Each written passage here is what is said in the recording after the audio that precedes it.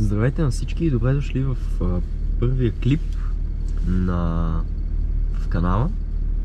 Днес главно ще направим просто една разходка в един от любимите ми маршрути в София.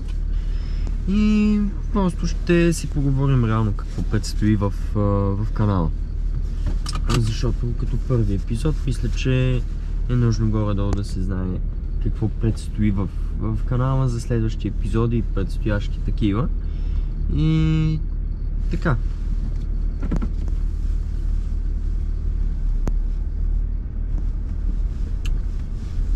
Като цяло, това, което мога да кажа, че предстои, са доста POV видеа.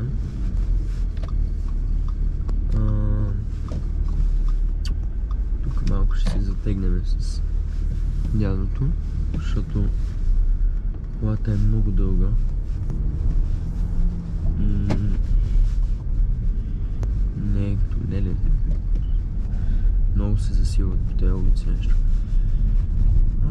Аз ще влезна след БМВ-то, тук няма да... Очаквате много POV видеа през деня, може и през нощта. Главно маршрутите, които ще карам, ще са в града, няма да са извън градски толкова много. Може някой път да има извън градско, но най-вероятно ще бъде само в града и в центъра на София. Тук стана нещо и аз може да мина, но не мина. Да. Като цяло, това е нещото, което може да очаквате. Друго нещо, което мога да добавя към това е, че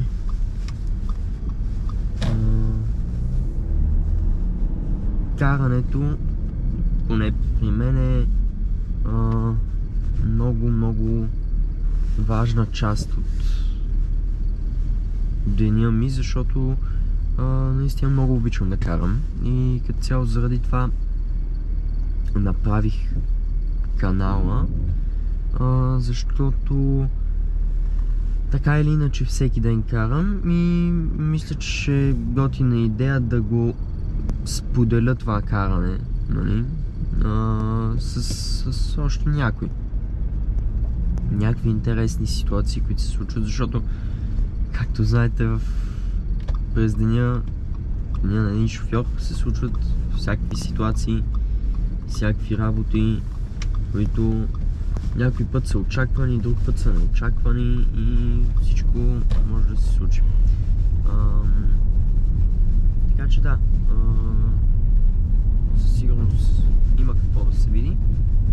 Сега тук ние ще обърнем, понеже пътят ми не е насам. И сега е перфектно време да обърнем, защото иначе друг момент няма да намерим по-добър, докато няма още никой. Няма коли.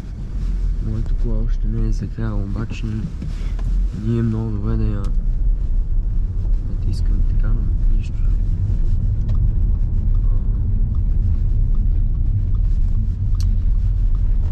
Като цяло, това са нещата, които ще правим.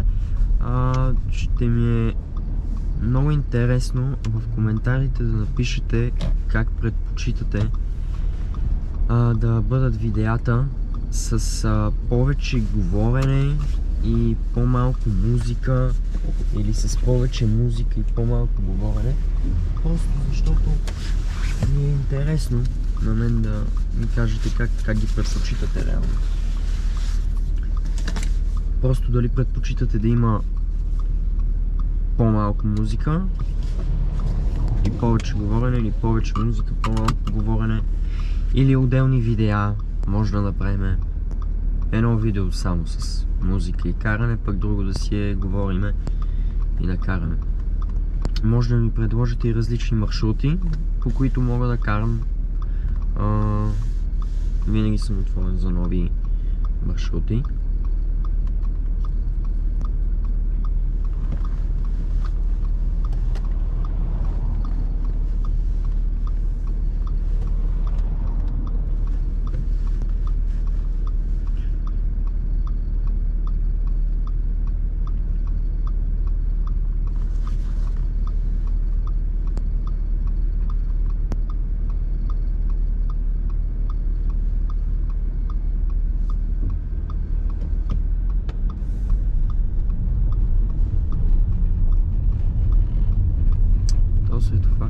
дали ще го хванем между другото. Може и да не го хванем заради човека отпред.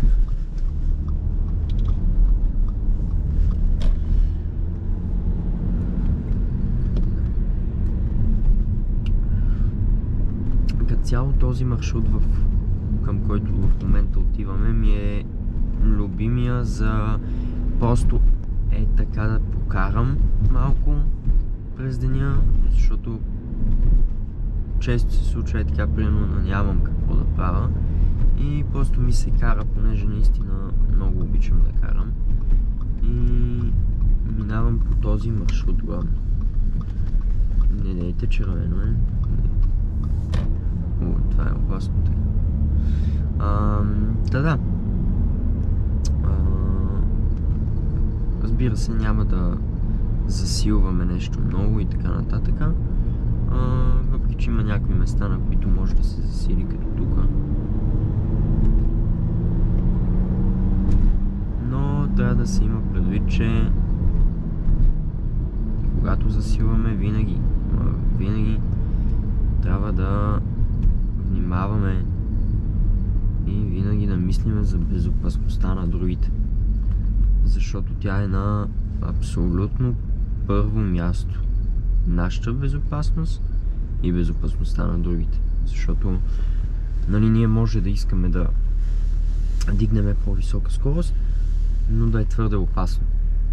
Просто трябва да си преценяваме така местата за вдигане на по-високи скорости, че да е безопасно за нас най-вече и за другите участници в движението, защото все пак не сме сами на пътя. Има и други хора.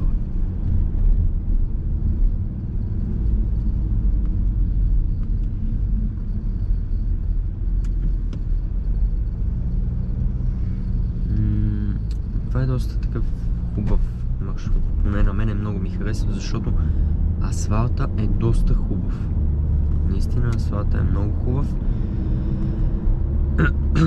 Което е, може да се каже, че си е направил рядкост в София. На повечето места асфалта е наистина много не хубав, много гаден и като цяло не е добре. Но тук е едно от местата, които наистина е много хубав. Много ми харесва, много ме радва. Сега ще отидем малко нагоре към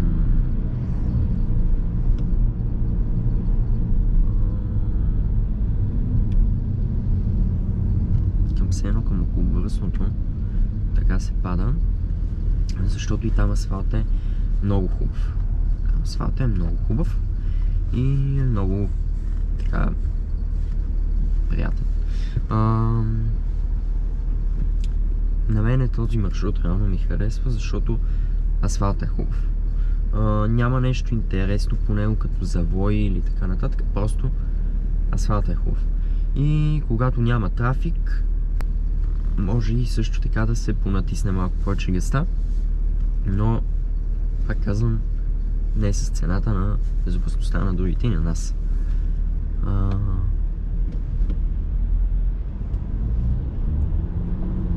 Сега по принцип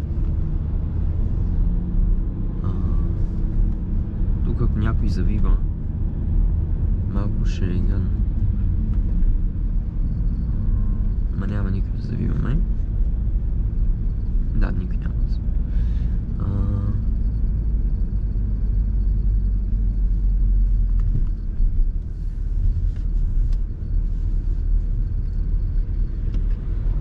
Тук е малко така с пешеходните, понеже някой път заради колоните, когато минаваш и не можеш да видиш кога някой стъпва на пешеходната и е малко страшничко, но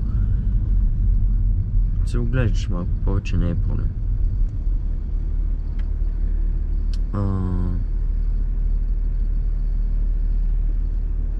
Спомням си, сега мога да разкажа една история. Спомням си, когато за първи път, в смисъл, първи път, когато се качих на кола, след като взех книжка, и още даже не знаех къде са ми гумите на колата и реално къде отива от пътя там, където си взе книжката до нас, до вкъщи. Буквално ударих всички дупки възможни и много ме беше страх да не я ожуля някъде. Но не я ожулих, просто ударих всички дупки, което само по себе си беше опасно, заради джантите. Понеже в момента колата е с зимните гуми и зимни джанти, зимен комплект, които са 18 цола, а пък летните за лятото са 20 цола. И 20 цоловите са много опасни за каране, защото могат много лесно да се надерат и не е много добре, но бе хванани светофари. Нищо. И така. Сега това ще е някакъв клип, който е повече като представяне, говорене и така нататък. Няма да е нещо по-различно и интересно. Не знам дали ще го обработвам като цяло или дали просто няма да го пусна така. Ако вероятно бих го обработил само ако някой ми звънне по телефона, просто защото да не се пускат лични разговори в интернет. И това е като цяло. Няма друго нещо, което да обработвам, ако такова. Може би ето сега е време да го обработвам, защото не трябва да го показвам.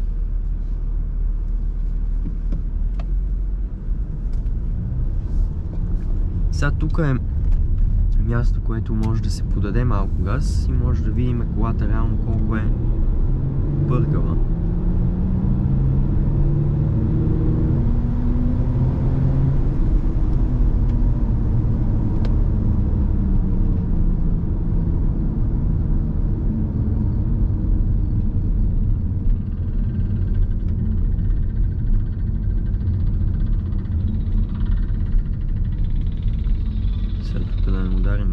Че ще ми стане лошо.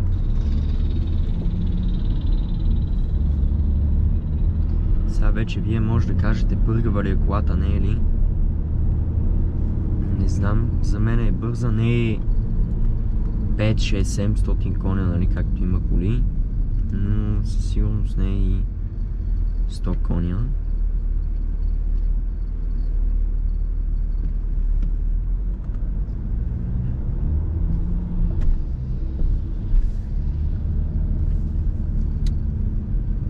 Нещо стана. Но какво точно?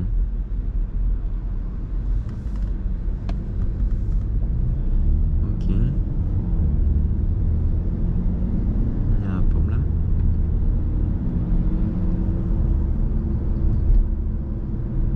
Хората просто си вършат работата.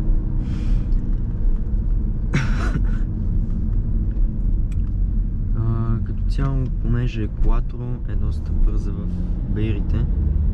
Това е нещо, което може да се види. Ето тук сега.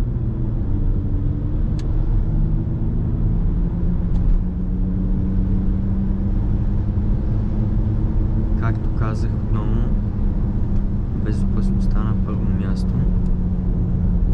И гледаме нещо, което мога да кажа, когато се взимат завои с по-голяма скорост, не гледаме пред нас, а гледаме най-надалече в завоя. Възможно най-надалече. Ако виждаме много надалече от завоя, значи той не е остър. Значи той е плавен завой. Ако се вижда много малко от завоя, само така входа на завоя, не виждаме изхода, това означава, че завой е много остър и е хубаво да се намали. Но когато е плавен завой, не е остър, тогава вече може да дадеме малко повече газ. Ако е пламен, ако е остър, пускам. Също така на бабуните може да забележите, че наистина намалява много, защото колата вози дори с 18 чанти. Доста твърдо наистина. И хубаво горе-долу, нали, да се минава леко през бабуните. Тук по принцип обръщаме, но сега няма място, тук има място. Тук малко тясно ще ми дойде, но нищо. Да, много тясно ще ми дойде. Нищо, ще обърнем така като новобранци. Само да удариме колите на хората, че ще стане тук мазон, блъскащи колички. Така с няколко маневри и ще вече мога да обърна. Като цяло тук може да обърнете, ако дойдете, нали, до тук, може да обърнете и тук, може да обърнете и горе след пешеходната, но там все пак е двойна непрекъсната, така че, нали, не е добра идея да обръщате там, но вие ще си прецените вече според ситуацията дали искате да обърнете или не искате да обърнете. Мога да кажа, че колата е много стабилна. Много съм доволен от нея.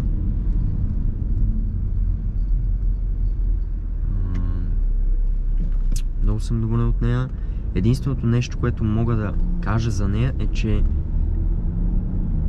може да се направи подобрение на спирачките, като да се сложат Brembo спирачки, които мисля, че ще са по-добри. Със сигурност ще се съберат в гумата, защото там в джантата, защото апаратите, нали, са много по-големи от тези, които са оригиналните на Audi, но със сигурност ще се съберат и ще спират доста по-добре.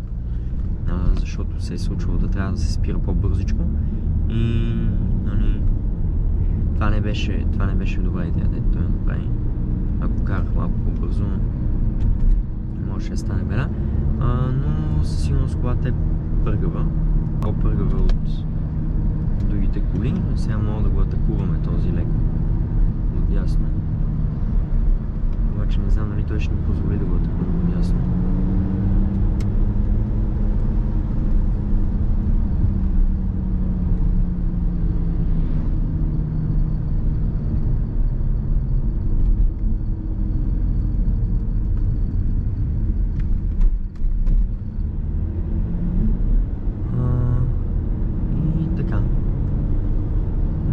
Гледайте ситуацията, нали, по пътя, да знаете дали реално може да дадете повече газ или не може да дадете газ. Важно е да се гледа, защото някой път някоя грешки може да стане голяма беда.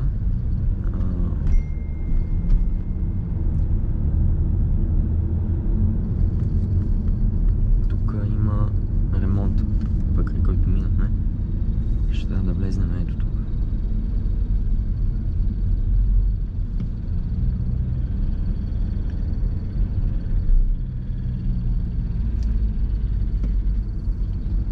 Тук вече го правят втори път.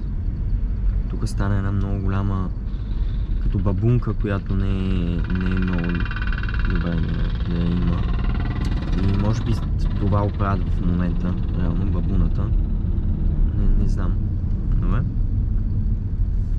Хвана ни червено. И така.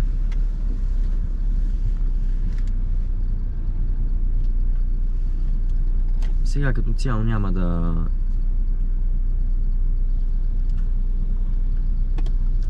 Може би няма да даваме много газ, може и да подадем леко. Ако е чисто отпред и няма никой, който да излиза от уличките, понеже когато излизат от уличките,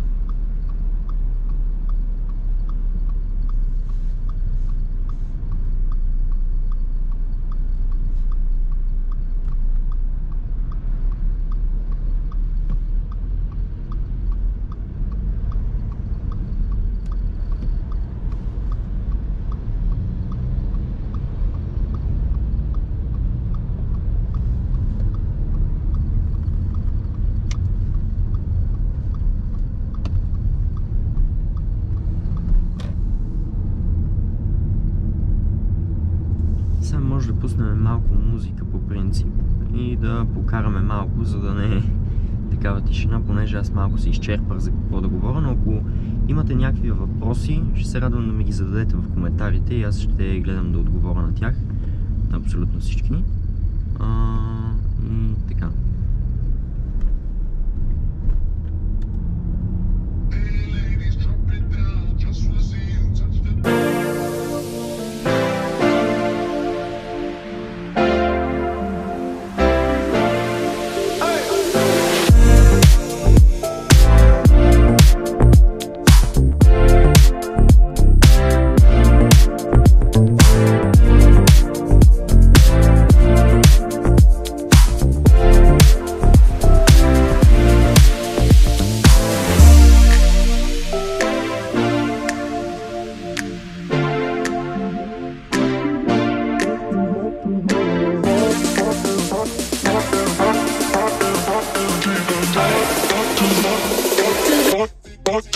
To the very end.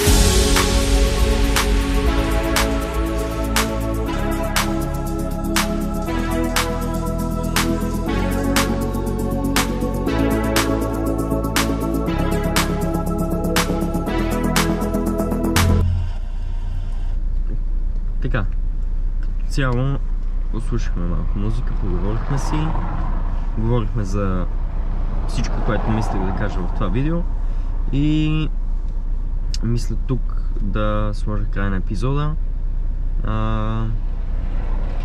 Благодаря, че гледахте, ако сте останали до тук, и ще се радвам да напишете един коментар какво мислите, какво искате да видите в следващи видеа и разбира се, най-важното е да се абонирате, така ще може да виждате кога пускам нови видеа и също така да харесате видеото, ако ви е харесало, да дадете палче нагоре, ако ви е харесало, ако не ви е харесало, винаги може да дадете палче надолу.